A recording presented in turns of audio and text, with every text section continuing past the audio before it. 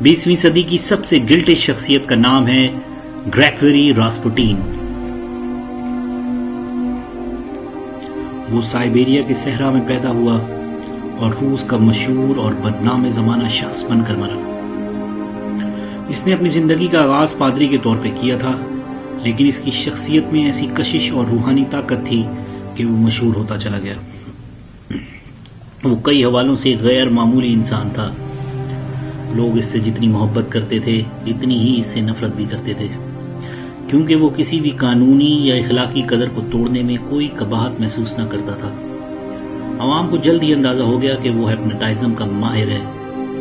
بعض لوگوں کا خیال تھا کہ اس کی شخصیت میں روحانی طاقت ہے جو مریضوں کو شفایاب کر سکتی ہے۔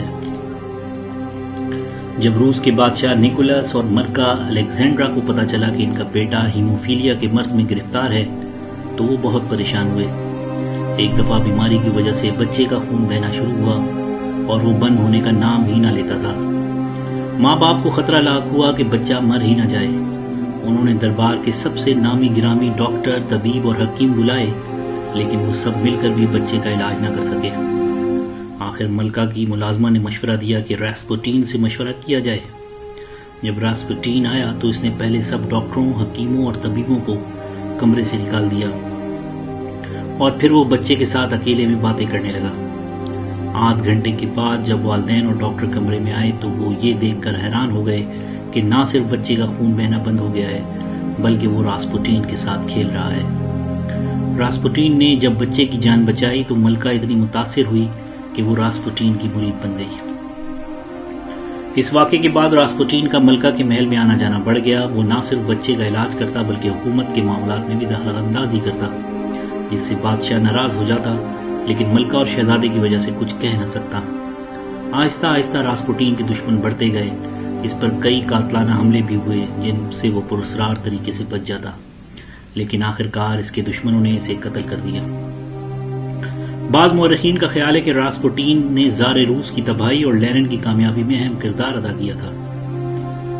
راسپوٹین اتنا مشہور اور بدنام ہوا کہ مرنے کے بعد وہ روس کے دیو مالائی ادب کا حصہ بن گیا۔ 20ویں صدی کی ایک اور مشہور زمانہ گلٹ شخصیت میں ایک نام سنگ منگ مون بھی ہے، جس کے پیروکار مونی کہلاتے ہیں۔ وہ مون کو اپنا پیغمبر سمجھتے ہیں۔ مونی مون پر اتنا ایمان رکھتے ہیں کہ وہ ایک مجمع میں لاکھوں پیروکاروں کی ایک ہی وقت شادی کر دیتا ہے۔ بعض دفعہ تو میاں بیوی ایک دوسرے کی زبان سے بھی واقف نہیں ہوتے۔ شمالی امریکہ کی ایک اور گلٹی شخصیت ڈیوڈ برڈ تھی۔ اس نے اپنے فلسفہ حیات میں مذہب، موسیقی، منشیات اور روحانیت کو یکجا کر دیا تھا۔ وہ اپنی پیروکار عورتوں کو طوائف بننے کا مشورہ دیتا تھا۔ اس کے گروہ کا زوال اس وقت شروع ہوا جب برڈ نے بچوں سے بھی جنسی تعلقات کو جائز قرار دے دیا تھا۔ دھیرے دھیرے برڈ کے پیروکاروں کو جنسی بیماریوں نے آ لیا اور سارا گروہ تتر بتر ہو گیا۔ امریکہ میں ایک اور گلٹی شخصیت نے شہرت پائی جس کا نام ڈیوڈ کریش تھا۔ کریش سیونتھ ڈے ایڈوانٹسٹ کے روحانی گروہ سے تعلق رکھتا تھا۔ کریش کا دعویٰ تھا کہ وہ آخری مسیحا ہے۔ اس نے اپنے پیروکاروں کی بہت سی شادیاں کرنے کی اجازت دے رکھی تھی۔ کریش کو اس وقت قانونی مسائل کا سامنا کرنا پڑا جب اس کے پیروکاروں نے اسلحہ جمع کرنا شروع کر دیا۔ آخر کریش کے پیروکاروں کا پولیس سے مقابلہ ہوا اور 19 اپریل 1993 کو کریش کے کمیون کو آگ لگا کر جلا دیا گیا۔ ہندوستان اور امریکہ کی ایک اور مشہور اور گلٹی شخصیت گرو راجنیش تھی۔ راجنیش ایک زمانے میں ہندوستان میں فلسفے کا پروفیسر تھا۔ اس کی ساحرانہ شخصیت نے ہزاروں لوگوں کو اپنا مرید بنا لیا تھا۔ اس نے جب آزادانہ جنسی رویوں کی شمع جلائی تو ساری دنیا سے پروانے آنے لگے۔ جب اس نے ہندوستان کی مدر ٹریزا اور موہن داس گاندھی جیسی محترم شخصیت پر تنقید کرنی شروع کی تو ہندوستان نے اسے ملک بدر کر دیا۔ ہندوستان سے نکل کر گرو راجنیش نے امریکہ میں ڈیرے ڈالے۔ شروع میں تو ہزاروں سرمایہ داروں، آزادانہ طرز زندگی گزارنے والوں نے اس کا ساتھ دیا اور اس نے 99 رولز رائس کا ایک کارواں تیار کیا، لیکن پھر اس پر برا وقت آ پڑا۔ اس پر کئی مقدمات چلے اور ایک عدالت کے جج نے اسے غیر قانونی اور غیر اخلاقی حرکتوں کی وجہ سے ملک چھوڑنے کو کہا۔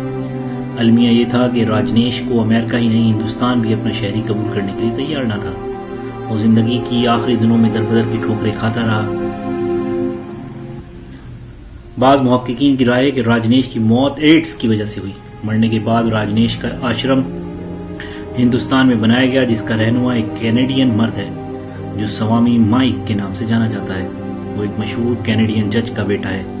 وہ آشرم اتنا مقبول ہے کہ راجنیش کے مرنے کے کئی سال بعد بھی اس کی سالانہ آمدنی کروڑوں روپے ہے۔